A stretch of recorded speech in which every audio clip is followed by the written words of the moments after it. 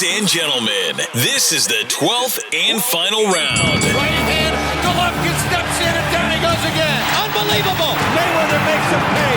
What a rookie mistake. A sensational left hook by De La Hoya. It's facts. I'm the best. You know what I mean? Sometimes I don't want to believe it myself, but it's the truth. I'm the best. I'm going to show you how great I am. From Southern California, this is the Last Round Podcast.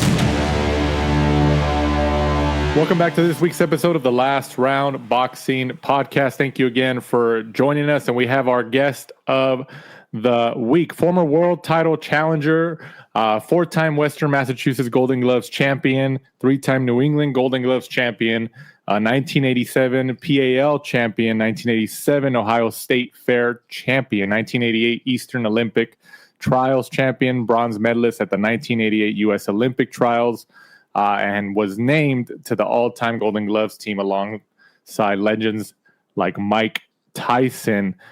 He has now been a trainer in the sport for several years. Iceman John Scully joins the Last Round. Thank you for joining us, John. Yes, sir. Thank you for having me. Appreciate it. So just before we started recording, just like 30 seconds before this, my co-host Mike asked you a question about if you ever paid for a ticket to any event, any boxing event.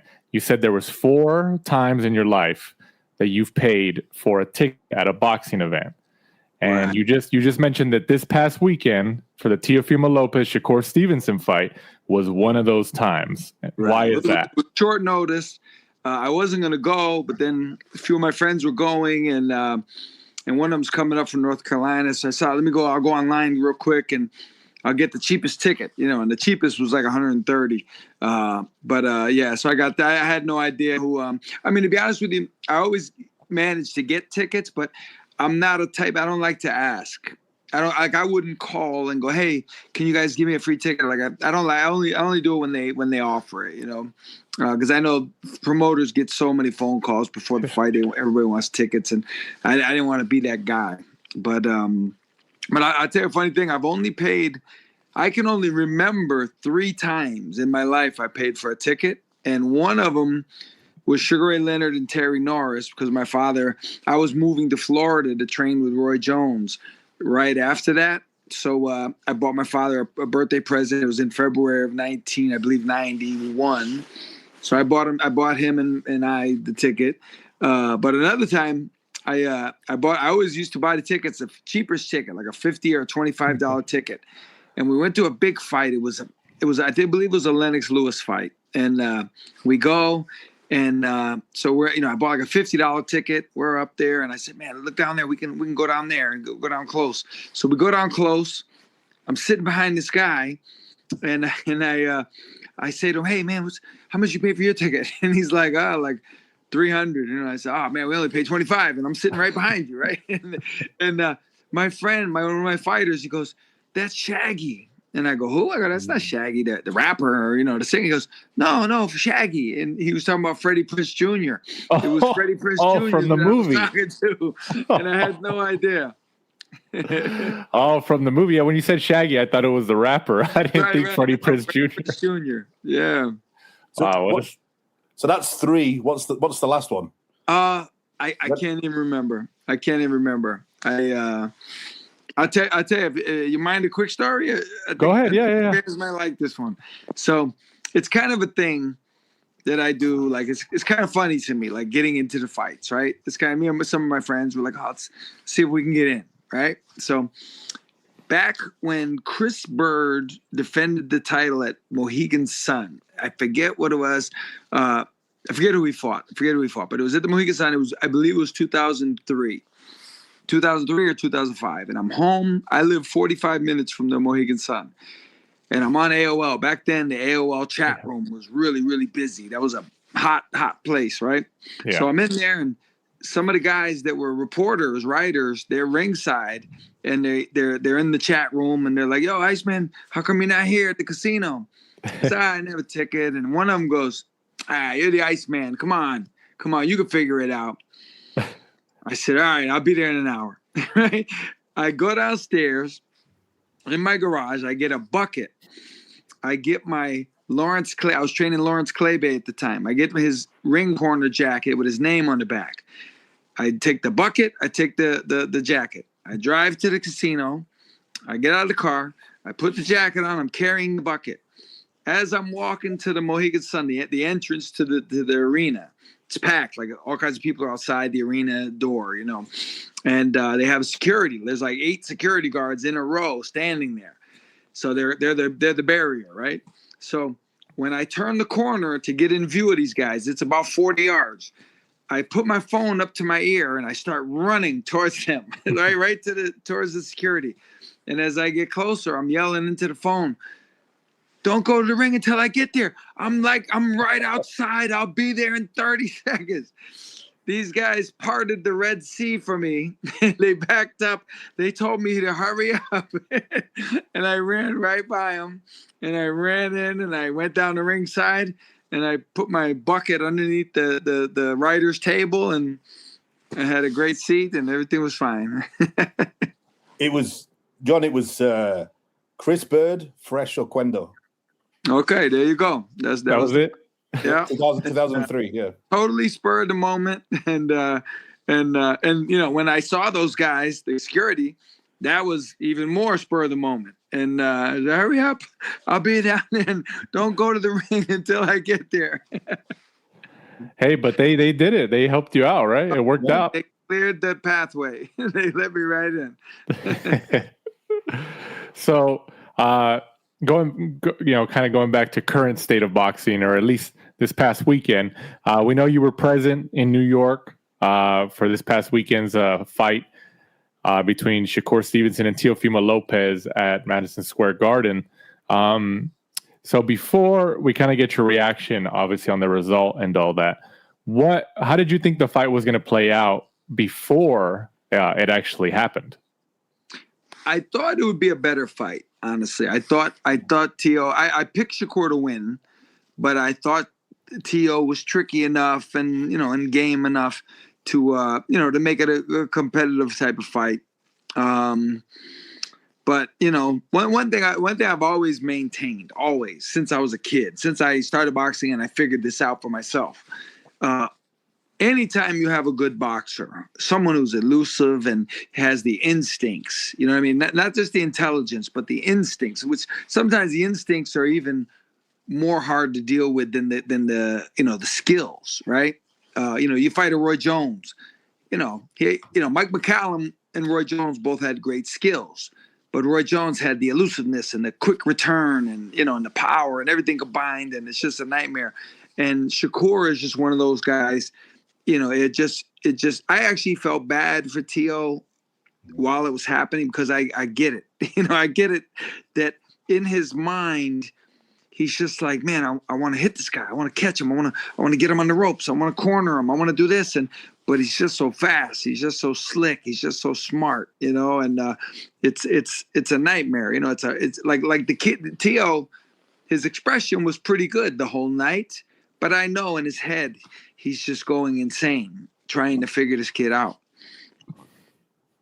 What do you think is the difference between Teofimo Lopez's performance? I know it was a few years ago now, but against Lomachenko during the pandemic, because obviously a lot of people say that was the best, if not one of his best performances that he's ever had. Because Lomachenko, especially during that time and during his career, was very hard to figure out. And right. Teofimo Lopez gave him a fight. What do you think is the difference between that version of Teo and this past weekend's version? Right. Some of it might be a thing where the psychological aspect comes into play. Back then, he might have been up for the fight a lot more because Loma had this mystique about him. It's like this guy's like amazing. He's a magician. This guy's unbelievable. And he might have really got up for it. And he was a little bit younger at the time anyway. But you fight Shakur, and I think a lot of fighters might fight Shakur and they might say, look, I know he's good. I know he's fast, but he's a kid. He's still a kid, and they watch him in the post-fight interview after the Olympics and he's crying, and he looked like he was about 12 years old, right? So in your head, you might be there's a difference between them. Lomachenko might have been seen more as a mature type of fighter, right? Even though he didn't have a lot of pro experience, but he had hundreds of amateur fights. And it's easier to respect a guy who's a little bit older than you and maybe has more experience overall, but you fight Shakur and you're thinking, this kid, he's always smiling and he's a nice kid, it looks like, and he's he just doesn't look intimidating. He's not exactly Marvin Hagler persona, you know what I mean? And and you get in there and it's just reality, and the ring is reality 100%. And that's why before fights, I don't listen anymore to what any of the fighters say. Whenever they say, I'm going to do this, I'm going to do that, I'm going to do this, my answer is always, we'll see. We'll see. Because you don't, and the reality is, if you have 100 fights, 200 guys, and they spend 3 months before each fight talking about everything they're going to do, and they all sound confident, and they all sound awesome, and you're like, man, this is amazing. You heard what he said? He said he's going to break his ribs. You hit? Oh, no, but the other guy said he's going to stick that jab in his face all night. Well, guess what? 100 of them are going to be wrong, right? 200 guys, 100 of them are going to be right. 100 of them, as great as they sound, as convincing as they sound, they're going to be wrong. They're going to be liars. So I don't listen to too much of what guys say because, you just, one of them's going to be wrong. I'll just wait and see who that is. John, what percentage do you think of winning the fight is mental compared to physical? Oh, it's hard. I mean, it's huge. It's huge. Like, it's hard. I can't even describe, right? But fighters will understand. Any fighter listening to this will absolutely get it. And he won't be able to explain it either. But when you're in that ring, even when you look calm, even when you go through a fight, like I've had fights on TV where I know for a fact my mind was racing every second of every round, every second of the night, 100 miles an hour. But you watch me, I watch myself on tape. I go, man, I look so calm. I look so relaxed. And man, my brain and my body were two different things. And most fighters are like that. You're just thinking of all the possibilities. The punches hurt so much more than, it's kind of funny, but like I've been in fights where I got hit. And I know I can remember a specific fight. Like I'll be like, in my head, I'll go, the end of the third round, that was a good shot. So I'll rewind it later to watch. I go, man, that shot he hit me with at the end of the third round was a big shot. And when I see it on tape, it looked like nothing. It looked like nothing. Like if I didn't know what to look for, I would have bypassed it. I wouldn't even have paid attention to it. But I got hit with it. I know it hurt. So what you see and what we see watching and what they see and realize being in there is two completely different worlds. People say, oh, why isn't he getting inside on them? I go, man, that's easy for you to say with a bowl of chips, money in a Mountain Dew, right? But you get in there and a guy just moves 6 inches to the left and he throws off your whole trajectory, and on TV, it looks like you could just mangle this guy. But being in there, you get a guy that moves well and he's got good feet and he's fast and he's feinting and he may sting a little bit. I think Shakur, a lot like Camacho, guys like Camacho, you think of him, you never think puncher. You never think puncher, right? He doesn't have a lot of knockouts, but a lot of people that fought Camacho, they've said, wow, don't let him fool you. Like don't go by the low knockout ratio. This guy hits a lot harder than a lot of times he doesn't knock people. A lot of times fighters don't knock people out because once they feel that power, they're a little bit more hesitant. You know what I mean? So Shakur's not known as a puncher, but Teo may have felt something. I mean, I think it's obvious he didn't just rush in recklessly, which at some point he would have had to do, right? Like you're losing 8 rounds to nothing. It's like, all right, these last rounds, we have to really get in there and just throw caution to the wind. But it's easy to say when you're not the one getting clipped. So I bet you if he's honest and you ask him, he'll tell you Shakur hits a lot harder than people think. John, let me read a quote to you. I'm sure you'll recognize it. The wait in the dressing room before a professional boxing match, that last hour could be enough to strip a man who never boxed before of whatever pride, desire, and heart he thought he had. That's right. And I put thought in capital letters because you may have said this, what I'm about to say. You may have said this at some point. I had a million guys say to me when Tyson was fighting, they say, I would fight Tyson for $5 million. I said, no, man. Like, you're saying that now because you know you'll never have to do it. I said, you go to the dressing room and you wait there and you hear this guy down the hall swearing and talking about how bad he's about to kill you, right? And he's been telling you for the last 5 days while you're in Vegas in the hotel, and you see him in the elevator and he's telling you he's going to break your neck. And then you hear him down the hallway hitting the mitts. I always give an example.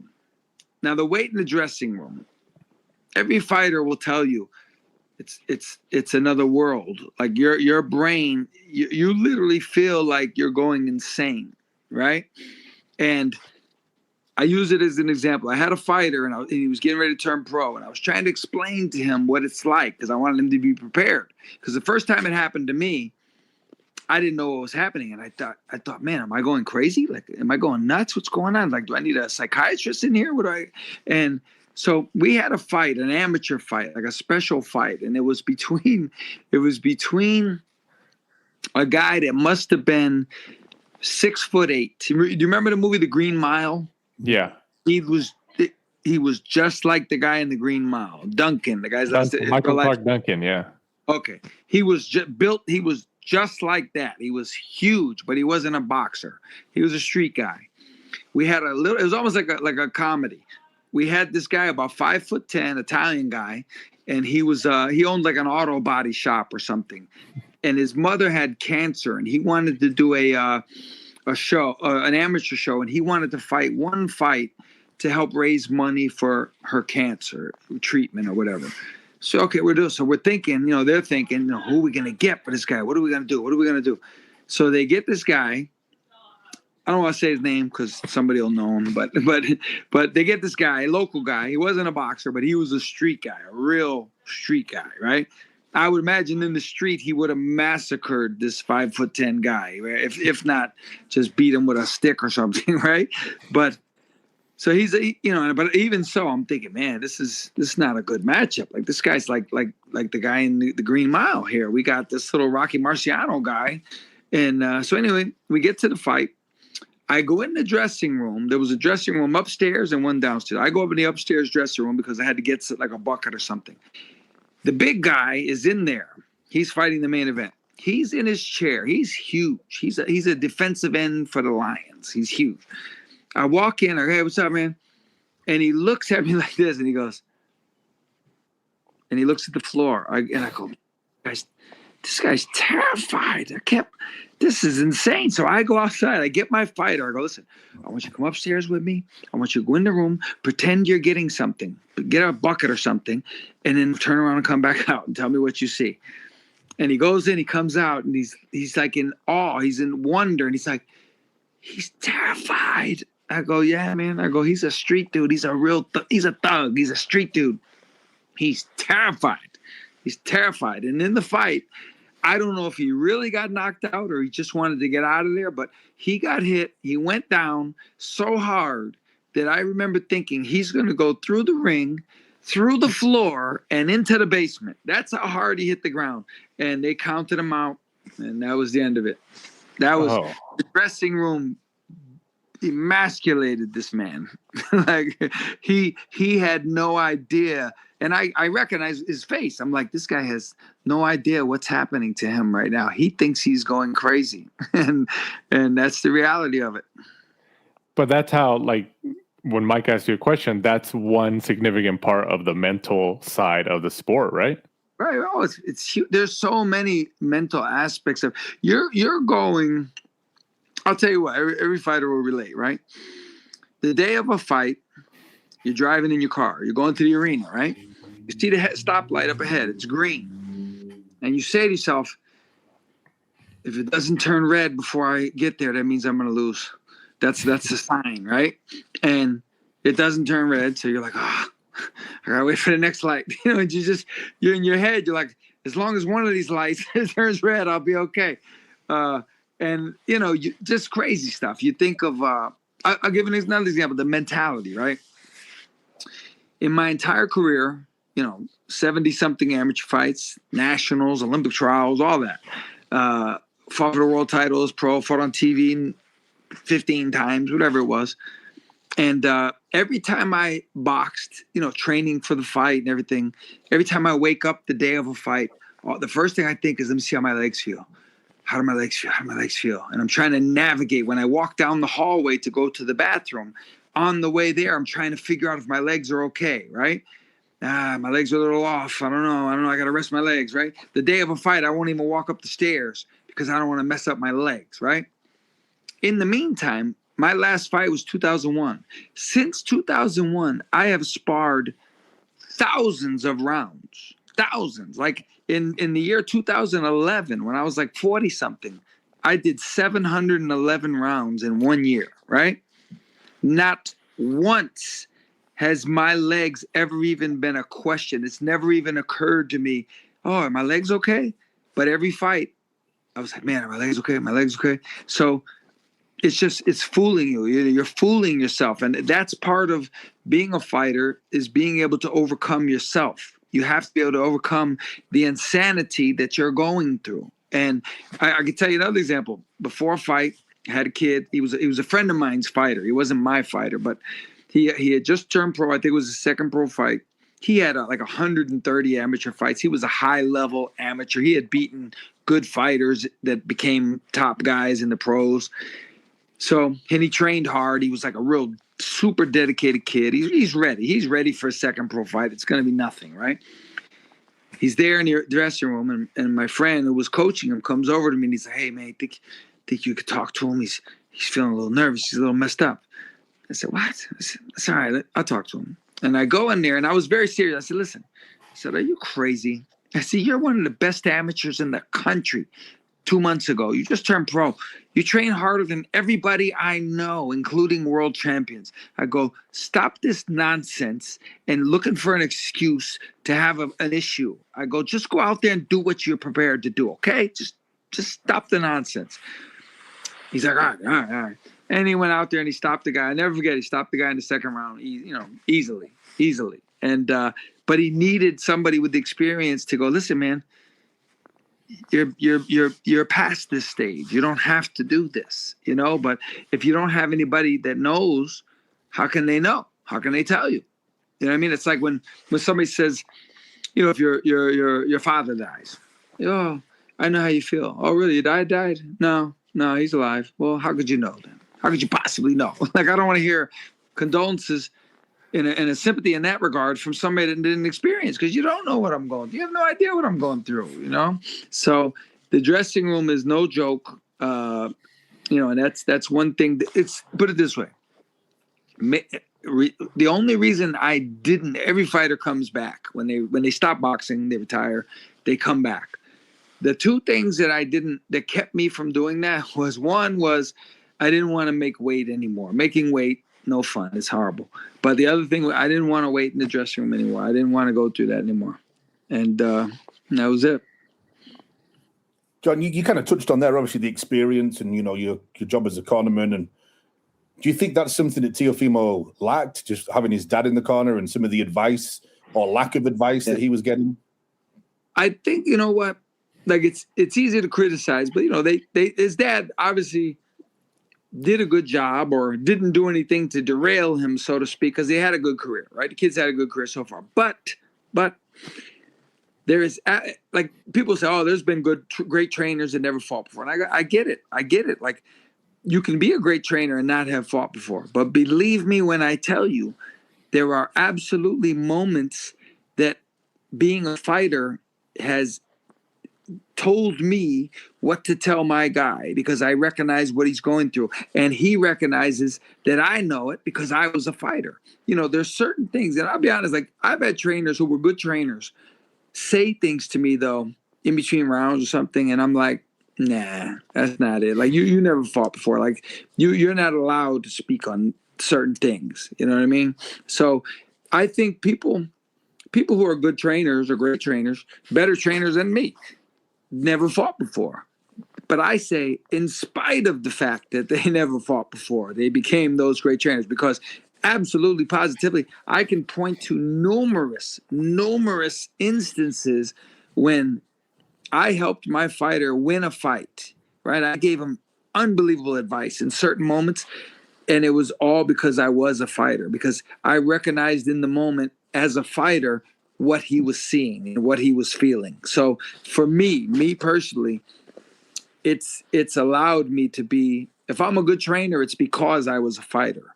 But like I say, there's some guys that are top trainers and they weren't fighters, but I say in spite of not being a fighter, they're good trainers. If you were part of the team, would you say to add someone alongside his dad, even though his dad's a big character, like add like an assistant coach, someone that was a boxer? Right. Well, you know what? You have fight night and you have the gym. On fight night, basically it's too late. Like it's too late to, you see guys like trying to teach the guy in the corner, right? And it's like, listen, man, too late, right? Now I'll give an example. Being the assistant for Artur Beterbiev, right? Mark Ramsey is Artur's head coach.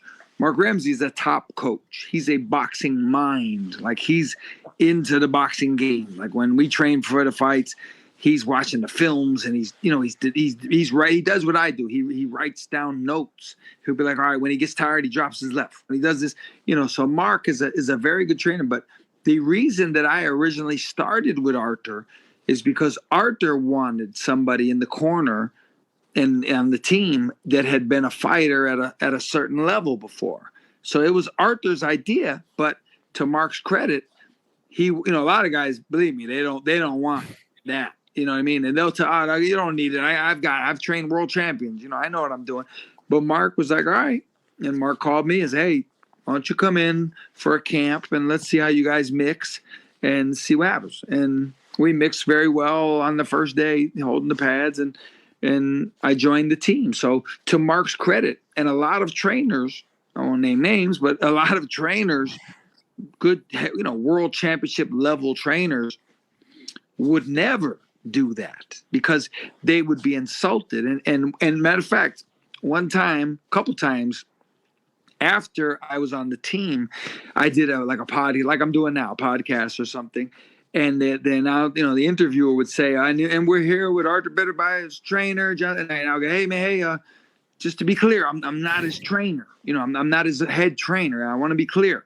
And I told Mark, I went into his office one day and I said, hey, listen, man, that was, because I did an interview the night before. And I said, I try to explain myself. And he's like, listen, I don't care about that. He goes, I don't care who gets the title of trainer. He goes, as long as my guy wins, I don't care what happens. And so he's a different kind of guy. But a lot of trainers would not like that.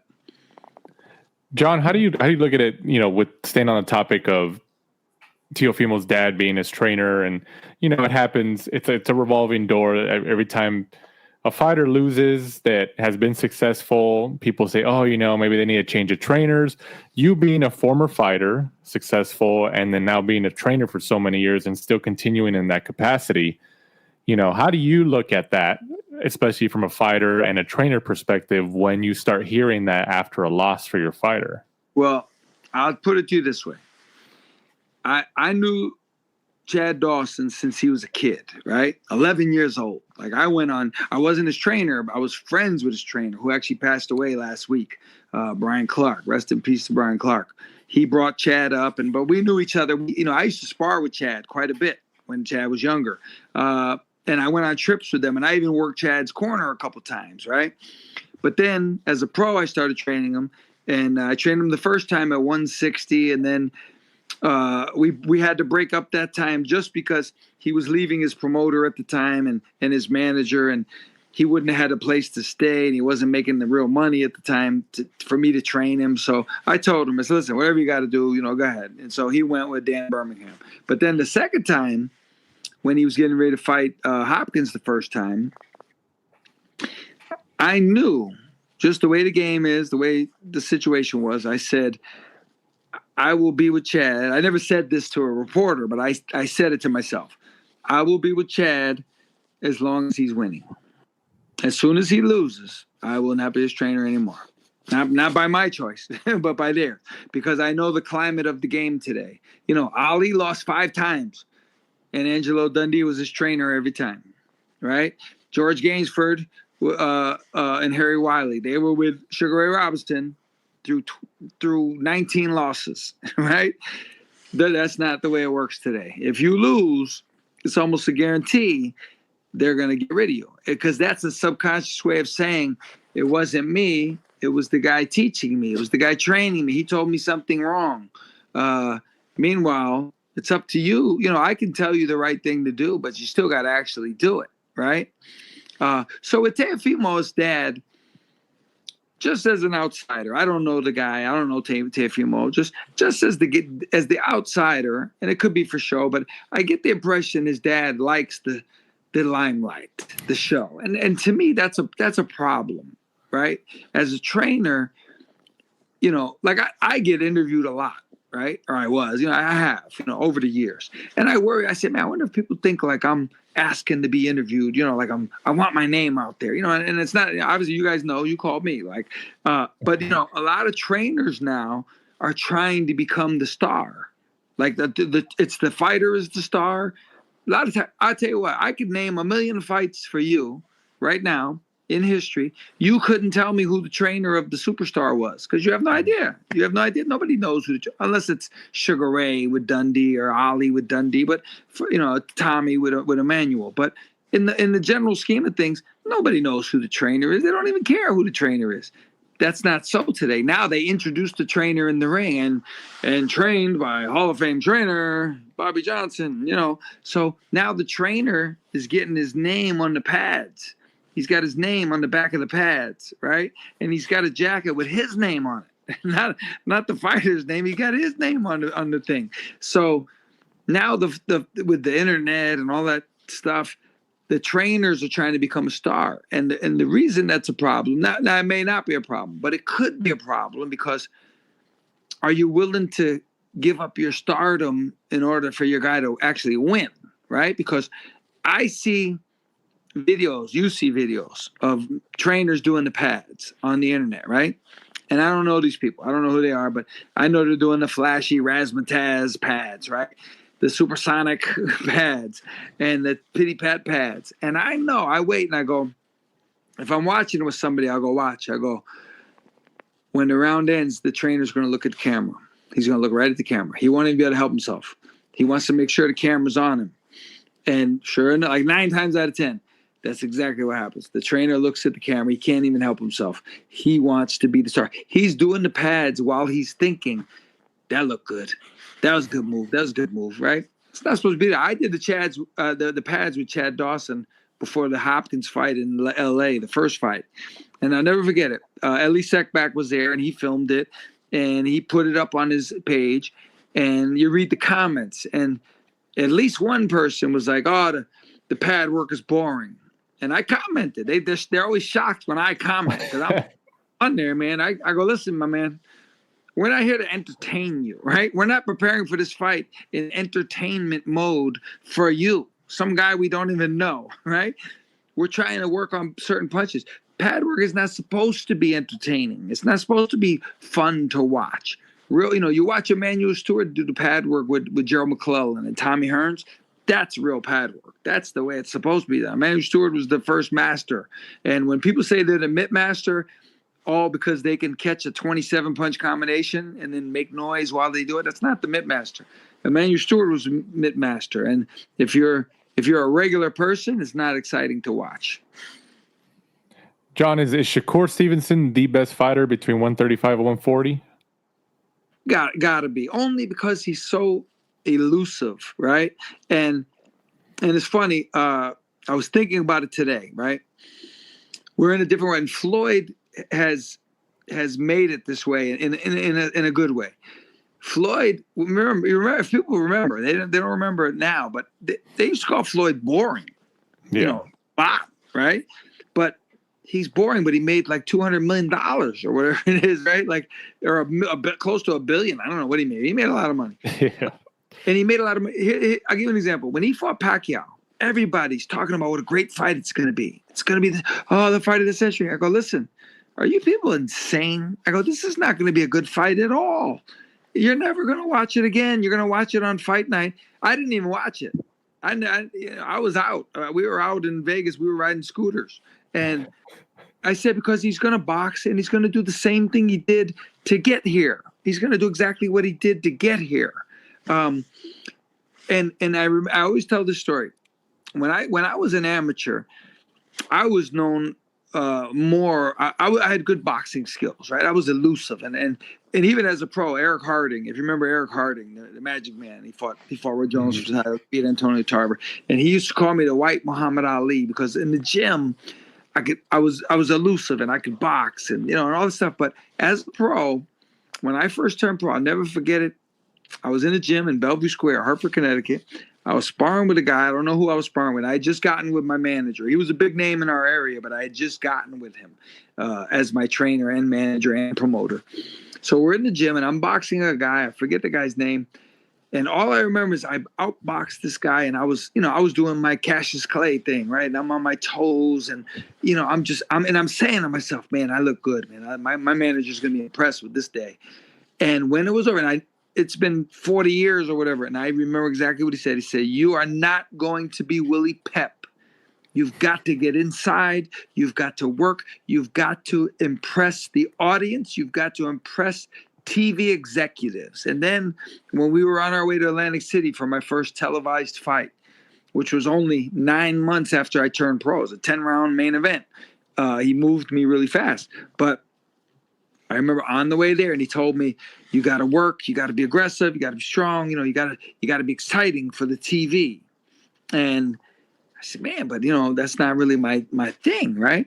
And I got my wires crossed, I guess you could say. So it took me a long time as a pro to find myself, and I lost that first fight in Atlantic City. But my point is, but now we live in the era where everybody's boxing and moving, and I was watching the fight. And you know what I was saying to myself? This fight is boring. Like, this guy is awesome. Like, it's boring because he's awesome. You know what I mean? You understand? It's boring because he's awesome, because they can't touch him. He can't be touched. He can do whatever he wants in the ring. He's that good.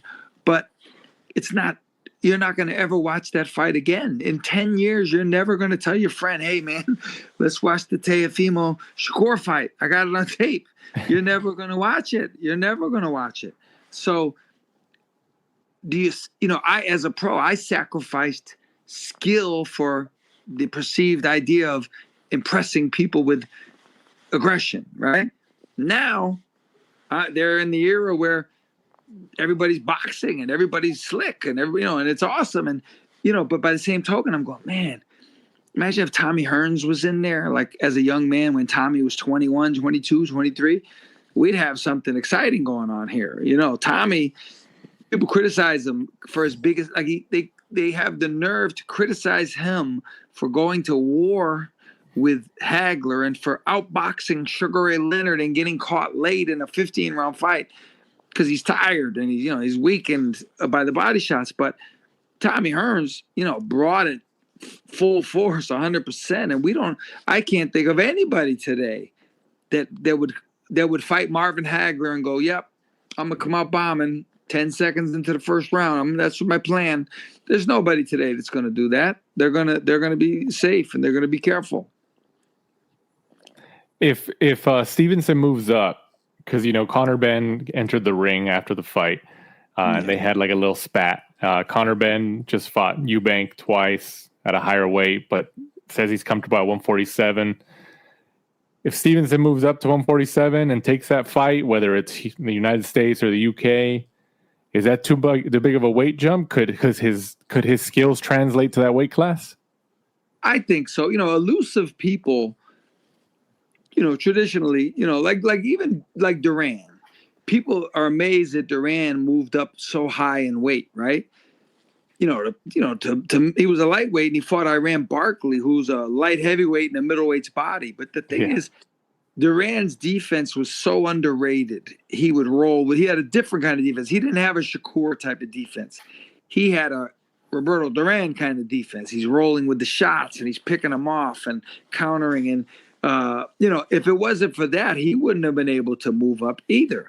You can't just, this guy's, Roy Jones went to heavyweight, but if Roy Jones wasn't as fast as he is and as defensive minded, he couldn't fight with second tier heavyweights. They catch him clean, it's over. It's just reality. So I think a guy like Shakur, who's he doesn't seem in a hurry to impress anyone with his toughness, right?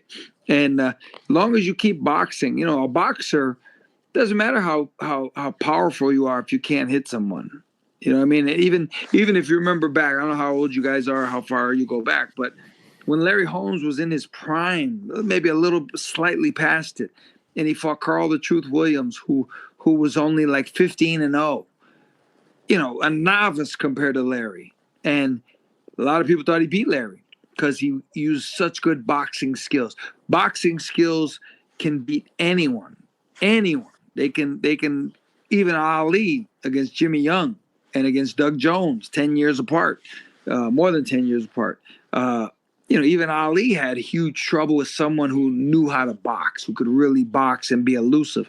A guy like Shakur, he's the master at that. So he could move up. I'm sure he has a strength coach or whatever it is. But if I'm not hitting you, if I'm throwing rocks at you, and the rocks are sharp, but I'm not hitting you, then you're not going to get cut. John, what's your take on, now that the landscape of boxing has obviously changed drastically in the last couple of years, especially since the beginning of this year with the first official event of Zuffa boxing that just occurred in Las Vegas, with their plans coming in, especially you as a trainer, you have fighters, and the reason we wanted to ask you about this is that Robert Garcia, another fighter turned trainer as well, just like you, was posting on Twitter, responding to somebody on Twitter in terms of somebody criticizing why his fighter or one of his fighters was fighting for a Zuffa card. There's criticisms about fighter pay and just monopolies and all that. But Robert Garcia's account responded saying, hey, I have a bunch of fighters that I train and they all need to get paid. If you're going to pay them, then be my guest. But until then, these guys need to get paid, and they're doing this for a living. So, what's your take on that, being a former fighter now turned trainer, and he's in the same boat as you? Right. Well, I'll say this, and I think a lot of people, if someone knows me, a boxing fan or person, they know that I'm not a fan of the belts and, interim, regular, just so many belts. And it's ridiculous. Like, it's gotten to the stupidity point. Like, it's just stupid how many belts we have and how the people within the organization have a regular champion, a super champion, a silver champion. It's just mind-bogglingly stupid. But by the same token, people think I do hate the belts. I do. But if a fighter I train Stephen Butler, very good super middleweight. He's had over 40 fights, huge puncher, very exciting, right? If we get an offer to fight for the IBC belt, well, I take it because it's a fight. It's a 12-round fight. You're getting paid, right? The difference is I will take the fight, and if he wins it, awesome, right? But I will never say, yeah, I got the champion of the world. My guy's champ. I'm not gonna do that. Because people that know me would know that I'm lying, that I'm not into it, right? So the whole Zuffa thing, honestly, it sounds like I'm joking, but I'm really not. But the name is so stupid. Like the Zuffa, it's so stupid. Like if it was a cool name, maybe I could go, but I don't want to. I'm the Zuffa belt champion. What? Where are we at here? This is bizarre. It's on par with the interim champion. I don't know if you guys, maybe not. Like I said, I don't know your history. So, but tell me if you know. Like the interim champion, right? Like right now, there's not supposed to be an interim champion. There's no need for an interim champion. The champions are not at war in World War II. They're not in Japan. Like it started back in the day when, like, Joe Louis was in the army. Joe Louis was actually in the war, right? So they needed somebody to defend the title while he was gone. That was Jimmy Bivens. Jimmy Bivens was the champ, the interim heavyweight champ. Then when Lewis came back, he was the champ again. Now you have a guy, the fourth bout of the night on a card, and he's the WBC interim champ, supposedly taking the place of the WBC champ. But the WBC champ is in the main event. He's active. So you have both guys. I mean, I don't know if people have ever stopped to realize how stupid that is. It's insane that that's even a thing. Right. The whole thing. But and I'll tell you another thing, if you want to get into it. The WBC, right? A lot of people don't know this. They never did the research, or it never occurred to them. I don't know this for a fact, but I do, just knowing common sense. The WBC, they have all these belts, right? Interim belt, whatever. I can't even think of them all. There was a time when they had the Latino belt. Remember that? And they had the African belt. Now, you would think African belt means Zimbabwe, right? That meant, I found out they meant was, if you're African American, if you're a black guy from Chicago, you can fight a black guy from LA for the African title. That's it. Now, they want the sanction fees, but do you know why? Do either one of you know why? Why they needed to stock up on funds again? Tell us.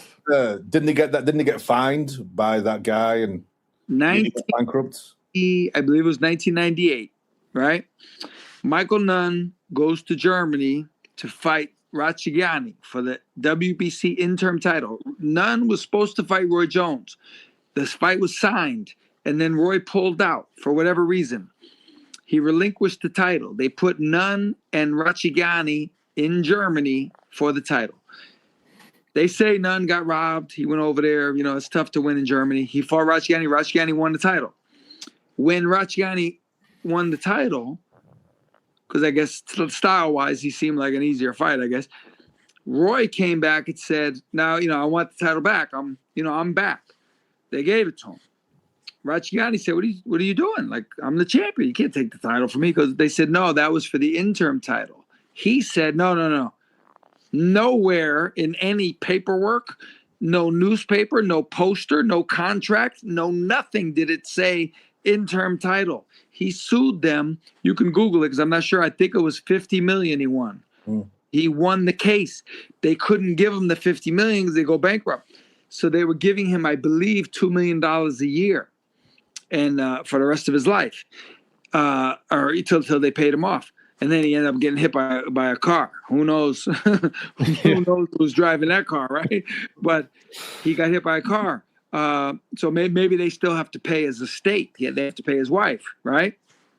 Well, look at when all the African titles and the Latino titles and the interim title. Look at when that started. I bet you it was after the lawsuit. I bet you that. So, what do you think is the future of boxing now with this new the Zuffa boxing league, coming in and being associated with Paramount and all that? Where are we going to be in like 10 years? Well, here's what I think is a problem. Now, I don't think the belts mean anything anymore. Like, other than to fighters who really care about these type things, and some of them, like Gervonta, he says he doesn't even care about the belt, so he doesn't care about him at all. So we're losing that, like, little slowly but surely, we're losing the guy. I always remember the story when Archie Moore fought Rocky Marciano, and they were going to stop the fight after the 8th round, and he said to the doctor, or the ref, look, I'm a champion too. You got to let me go out like one. Right? That's a true story. He went out the next round and got knocked out. He wanted to get knocked out. He didn't want to lose it on the stool. Nowadays, guys give up the belt on the stool. They give it up.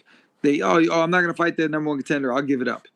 The guys would die back in the day to be a champion and to maintain the title. Now they don't.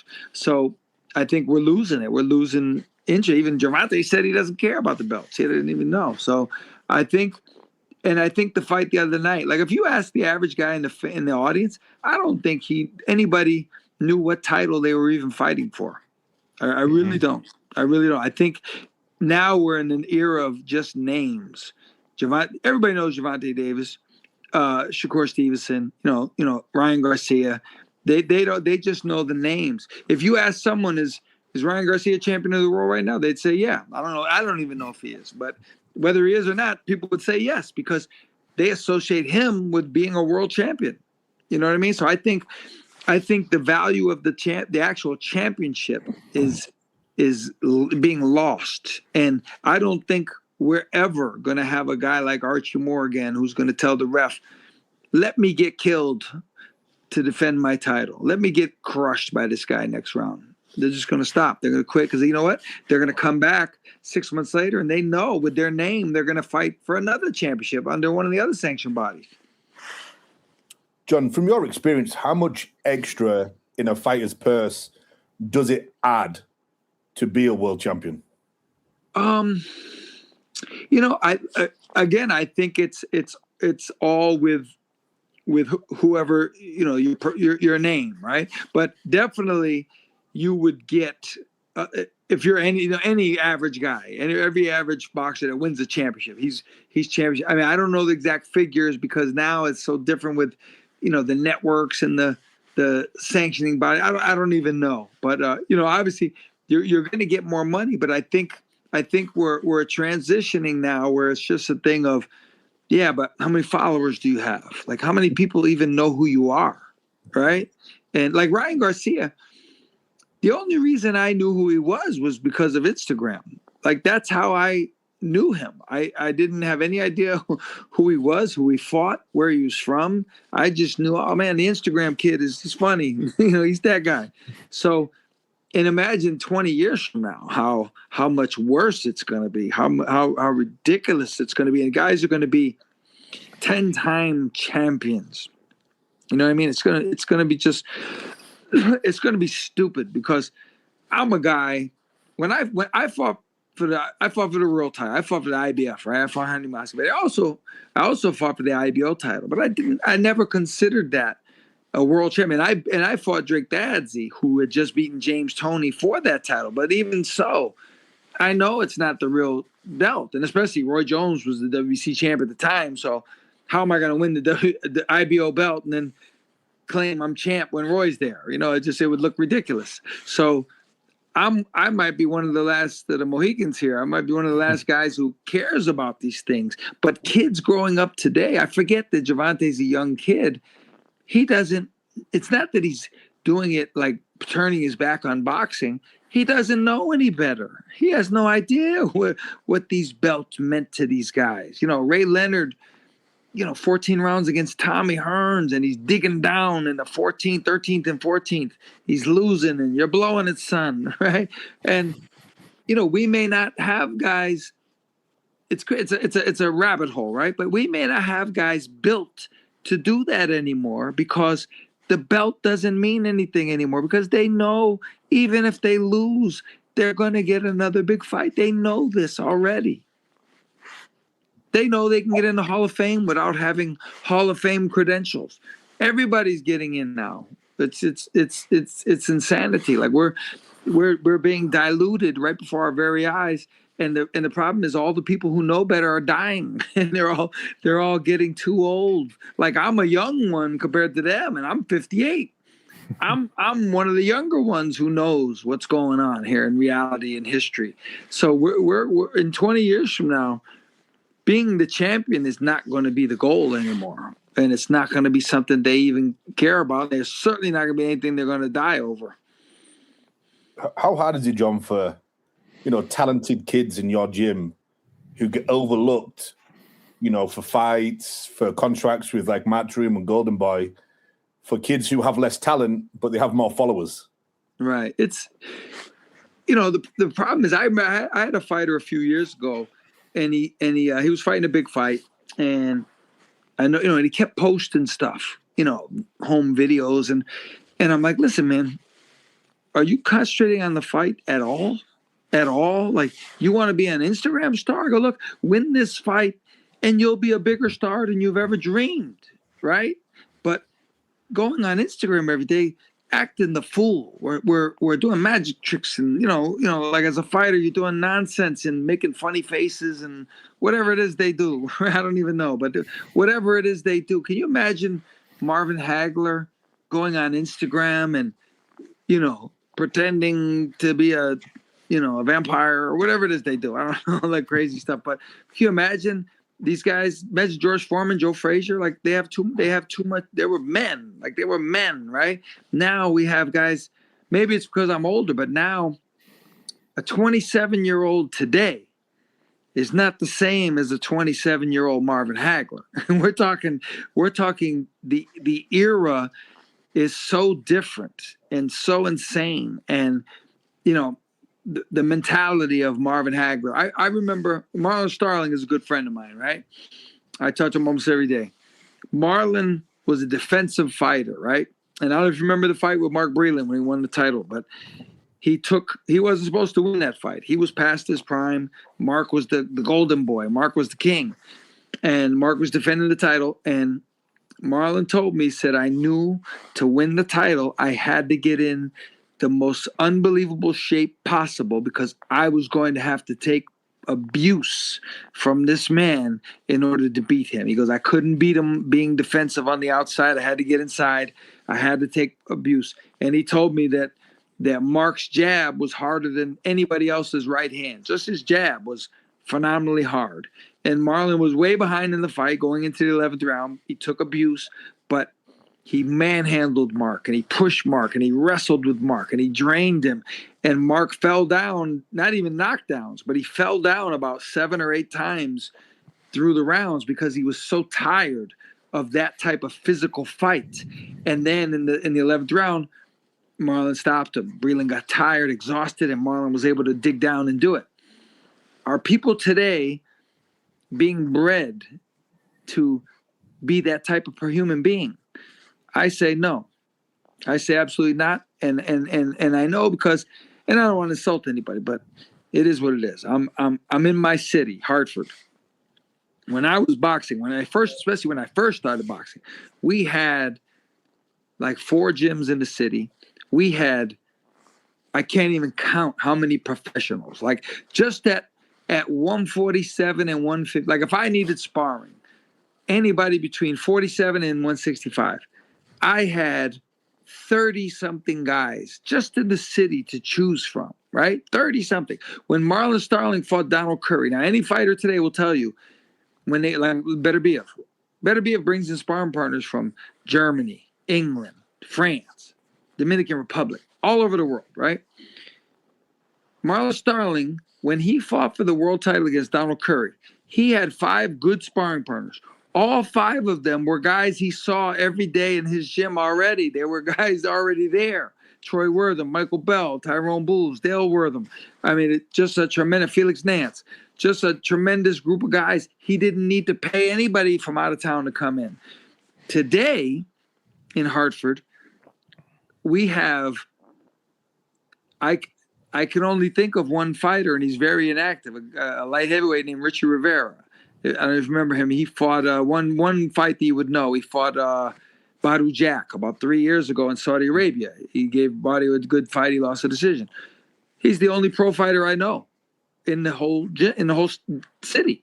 We have nobody. There's nobody. There's zero. And that's a sign of the times everywhere. Nobody's going to tell you, oh, we have way more pro fighters now than we did in the 80s. Nobody's telling you that.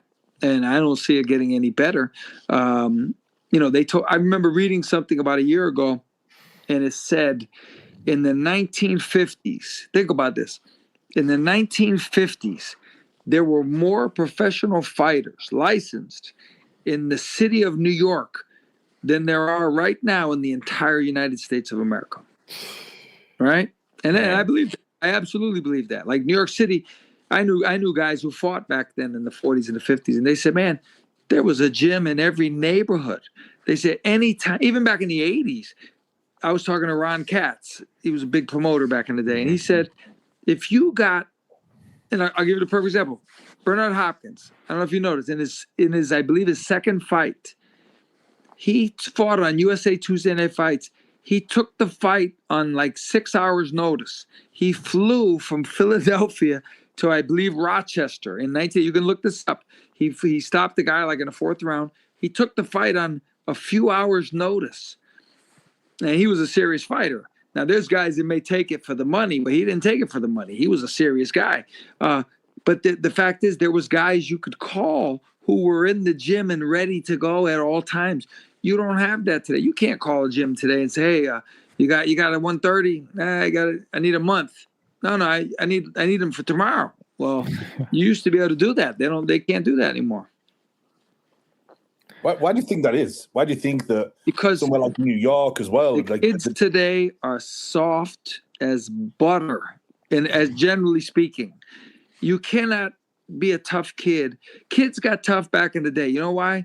Because they were in the park arguing over a foul on the basketball court. Somebody had a fight over it, and they're on the football field and they're tackling each other. One guy tackled them too hard, so they fight for a couple minutes, right? And you're arguing. You're always outside arguing. You're with each other. A conflict is going to arise among young people sooner or later, right? Now these guys, nobody's outside.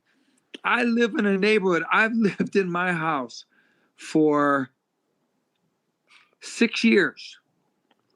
6 years. I've lived in my house for 6 years. Do you know how many kids in my neighborhood I've seen? Zero. I don't know if, I'm sure we do, but I've never seen a kid in my neighborhood ever. There's not one kid riding his bike, jogging, playing kickball in the street, playing football with his friend in the yard. Zero. It's happening zero. Back in my day, we were outside every day. If you wanted to find all your friends, all you had to do was find out where all the bikes were. And we were in that person's backyard, right? There was 20 bikes in the driveway and 20 of us in the backyard. That doesn't happen anymore. Kids are inside. They're soft because they're not engaging with each other. So everything on the internet is nice, and they don't even know how to talk to each other, let alone argue with each other, right? I have kids I meet and they have their head down, and I don't let their hand go till they look at me. And I say, "Hey, listen, man, when you're gonna understand when you get older, but when you shake somebody's hand, you've got to at least look at them. Don't look over there, 180 degrees." But they don't know any better because they're not interacting with humans. It's bizarre, but I don't see the toughest kids in the gyms. I don't see them. If you've ever heard me talk, you hear me talk mentality. I don't see the mentality. And we have a couple kids in my gym who I think are in the neighborhood of that mentality. And I've been working with them, explaining it to them. I have a kid just today, like 6 hours ago. I'm in the gym with him, and this has been going on for about 2 weeks. About 2 weeks ago, I see him. He's getting ready to start. He's got the full face headgear on. I said, "What are you doing? Why are you wearing that?" "Oh, protect my face." I go, "Nah, man, don't wear that. You're going to get used to, and I know because I did it when I was a kid. You're going to get used to taking punches because the punches aren't going to hurt because they're going to bounce off this thing like a pebble off a brick wall." I go, "You're going to get a false sense of security, and then your shock of being hurt is going to come in a fight, and you're not going to know how to deal with it." I said, I went through a period where I was getting hurt and cut and broken nose in the gym. So I had to deal with it on a right now basis. If it happens in a fight, that's not the place to find out if you're a tough guy or not. You gotta do these things in the gym. So he's wearing this headgear. So I've been dogging him for like 10 days. And finally over the last couple of days, he's wearing the full face headgear. I go, "Listen, believe me when I tell you, because I think, and I'm only telling you because I think you have a little something more than these other kids. I don't want you to be protected. I don't want you to get a false sense of security, because when you step up in class and fight these better guys, believe me, you're going to wish you had been in this boat before, because you don't want your first time to be against some guy that's Tommy Hearns as an amateur, right?" And so I think, generally speaking, my feeling over the last 15 years is the kids are, they're not tough, and all the kids that really are tough, they're not boxing.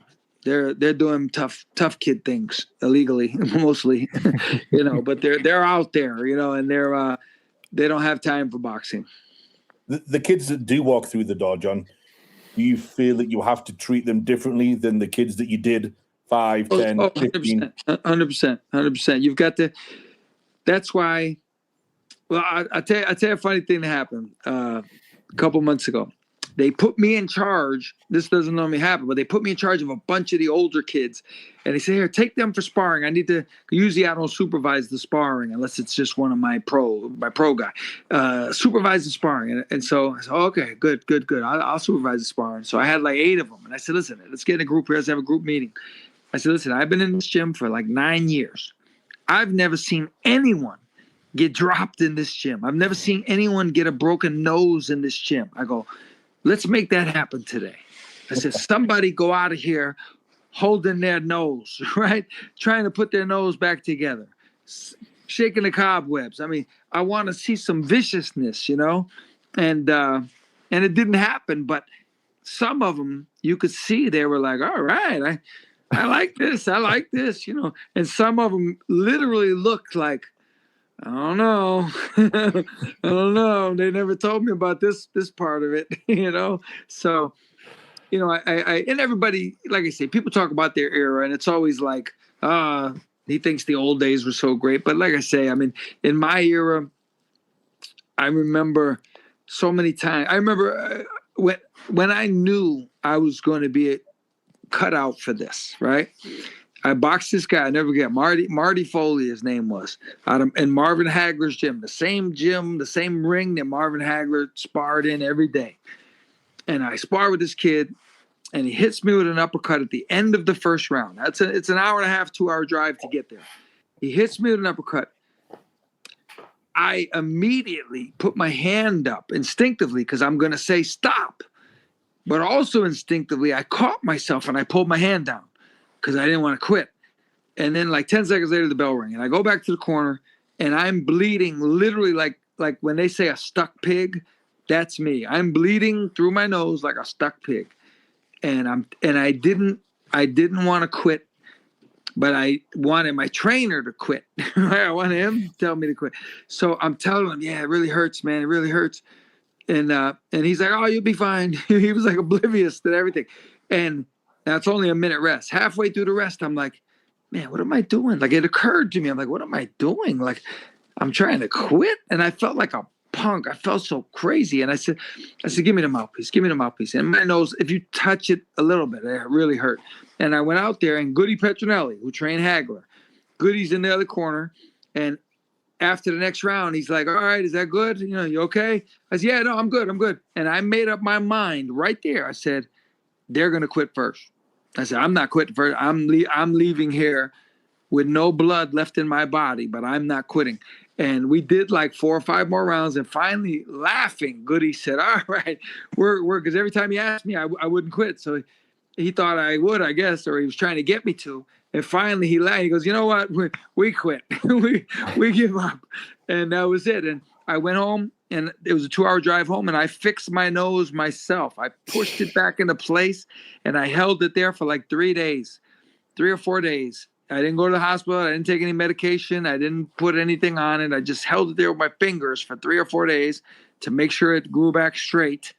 And I knew then that I had the mentality for this. Now, today, am I seeing a plethora of young men with that mentality that would do what I did with no provocation? Would they think that up themselves? I'm not really enthusiastic about the number that we would come up with. It explains, though, John, why Team USA and also Team GB, we don't win anything in the Olympics anymore. We haven't won. I don't think we've won since Andre Ward.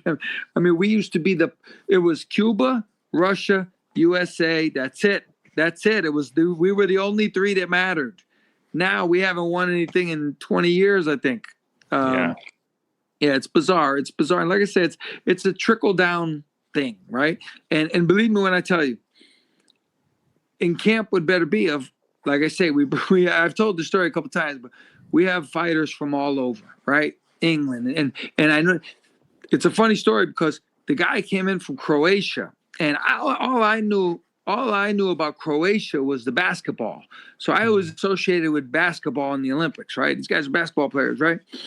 And this guy, I forget his name. I don't even know his name, but he was a menace. He was the only guy ever to come to camp enthusiastic. He wanted to spar Arthur, and he wanted to go all out. I told Mark, I said, listen, man, maybe we ought to be careful with this dude because he's kind of gung-ho here. He's a gunslinger. And so Mark's like, all right, the first day, we're just going to have them both throw jab. We're going to work on the jab. And this freaking guy, he clipped Arthur with a right hand. They weren't supposed to. He knew that, and he clipped Arthur with a right hand. And I know he did it on purpose because on the way back to the hotel, he's like, oh, Arthur looked like the devil when I hit him, right? And he goes, I want to box with both hands. I said, this guy's nuts. And I told Mark, I said, man, it's too close to the fight. And Mark said, it's a little too close to the fight for this. And we sent the guy home, right? Because it was like 10 days before the fight. We can't afford war and getting caught or something. But my point is, the guy's telling me stories about living in this guy's in his 20s, not a kid, he's a man, and he's telling me what it's like in Croatia, and I'm thinking basketball, and he's like, nah, man, the other day I'm a bouncer at the bar, and this guy came back because we threw him out, and he came back with an Uzi, and he shot up the whole club, and we all had to hit the floor. And I'm like, oh, okay. All right, so you got those kind of people. So then he tells me he doesn't like one of the guys in the gym. And he goes, I go, why? I go, he's a nice guy. He goes, oh, he's always smiling and laughing. And I go, and he didn't get the joke. I go, yeah, it's kind of crazy, right? I go, man, if he lived where you live, he'd have to go in the house. He didn't even hesitate. He goes, no. He said, we go in and we get him. And right that moment, I said, that's the difference between them and us. That's why we're not winning gold medals, because our kids aren't thinking like this. They're not. 100%. Yeah. John, before we finish up here, I wanted to ask you something that just popped into my mind for the last topic here. Since you were in the arena, the whole hair mishap for Jarrell Big Baby Miller when he got punched and then his hair just went boom. What was the reaction inside the arena? Like, what was your reaction? Everybody was laughing. It was funny, but and a lot of people were like in disbelief. Like it was, I thought, because I was over about 10 feet away, grabbing my phone, and I thought somebody got dropped the way everyone's going, oh, and I ran over there, and then I see what's going on. But, honestly, I think the way Big Baby played it off and he threw it into the crowd, I think that literally made people forget about it. Like I think a round later and they forget, and he was still in the fight. He won the fight. But the way he threw it into the crowd, I think everybody was like, all right, that was funny. Let's go back to the fight now. But yeah, that was different. That was different. Yeah, he paid. He said, I think in a recent interview, I think today, that he paid $700 for that haircut last week. So, wow, he's got to get a refund. I know. Well, Iceman, John Scully, we definitely appreciate your valuable time here on the Last Round Boxing Podcast. You're welcome back anytime. If you want, if there's anybody, we know you train a couple fighters, quite a few fighters. Is there anybody that you want to highlight right now that might not have the platform or the name, but that you think they have a bright future? Well, like I said, I'm training Stephen Butler, right? Who's a super middleweight contender. He just moved up to super middleweight, which is the best thing we ever could have done. He was at middleweight, really draining himself, but he's exciting. Stephen Butler's an exciting fighter. He's like 35-5 with I think 31 knockouts, something like that. He's a big push. His last couple fights, knockouts have been very, very impressive. He comes to fight. I've even put online a few times, trying to get Turkey Al-Sheikh's attention. And I'm telling him, he's with Eye of the Tiger Promotions, but I'm trying to get their attention, saying, listen, if you really want a guy that comes to fight and please the fans and goes for the knockout, Steven's your man for sure. Like, he's a good boxer, he's good skills, but ultimately he's got that streak in him where if he hurts you, it's going to be over. And we're fighting at the Montreal Casino March 5th. It's on a site called. We used to be on ESPN all the time, but I guess Bob Arum just terminated his contract recently with ESPN. So now it's on a website called punchinggrace.com. They show all the fights. And so Steven's fight, March 5th, will be there. And He's fighting a good kid who's like 17-1, or 21-1, I believe. Good record and good fighter, and it's going to be a good fight. But we're going to be ready, and I can promise Steven's going to go for it. He's going to try and get this over with. And where can people keep up with you on your accounts? I'm on the Instagram and the Twitter. I believe it's just Iceman John Scully on all, and Facebook. Facebook, I have 2 pages. I only have 2, so any other ones aren't mine. I have Iceman John Scully, and I have John the Iceman Scully. But they both have 5, like the limit of friends.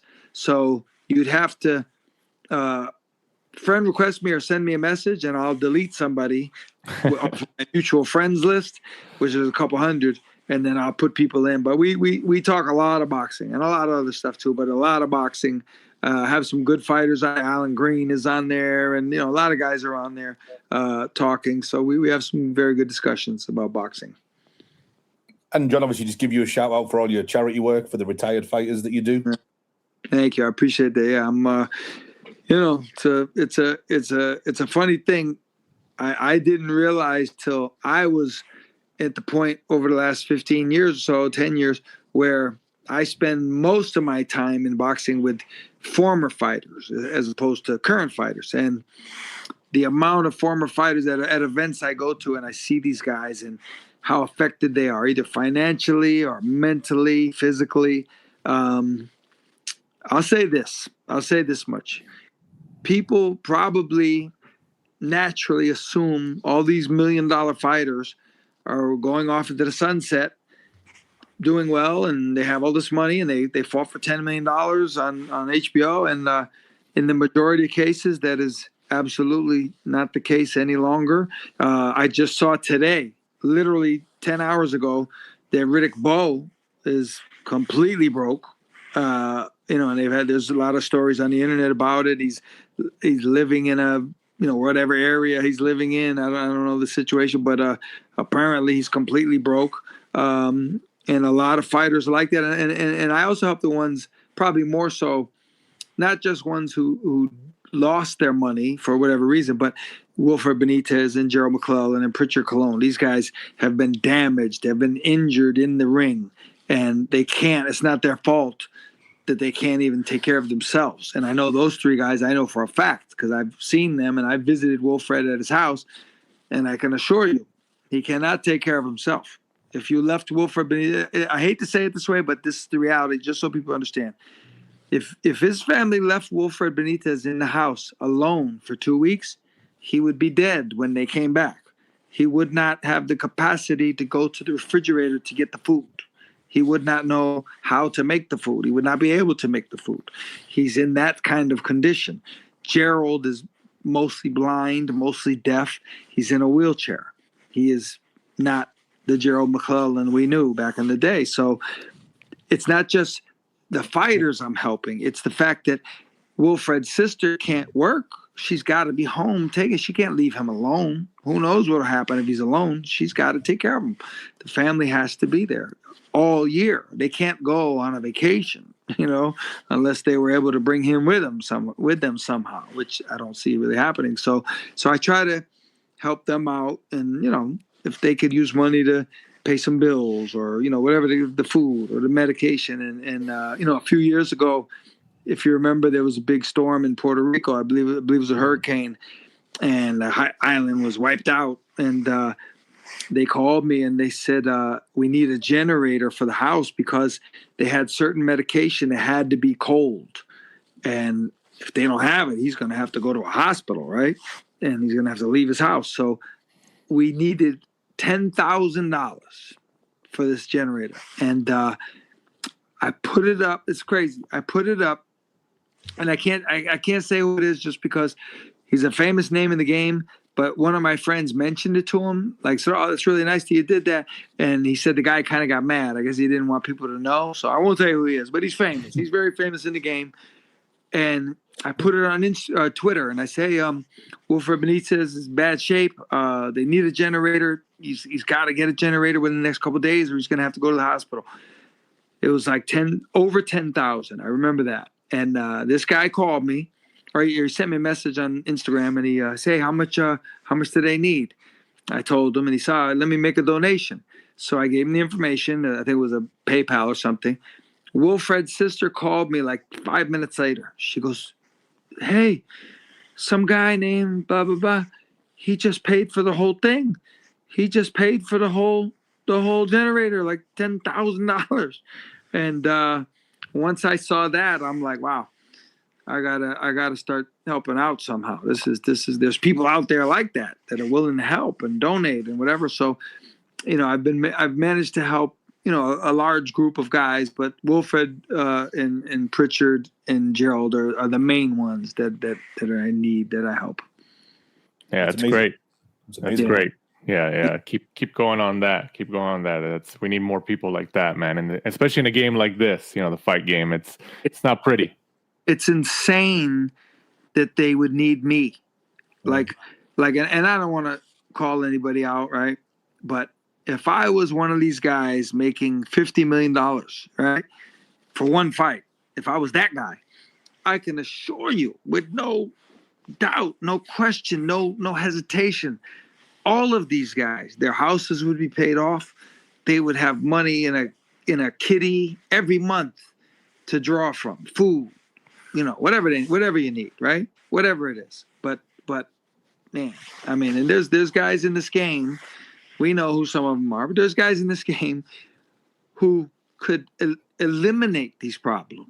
They could eliminate the whole thing. They could put the money. A friend of mine actually gave me a great, Russ Amber. If you know Russ Amber, yeah. Russ Amber's going into the Hall of Fame. Russ told me just 2 days ago, he goes, do you realize some of these guys could take $1 million and put it into some type of fund, an interest-bearing fund, where you could take the fund, the interest. You wouldn't even have to touch the principal on that type of money, right? And so the people could donate it to you and just let you take the interest.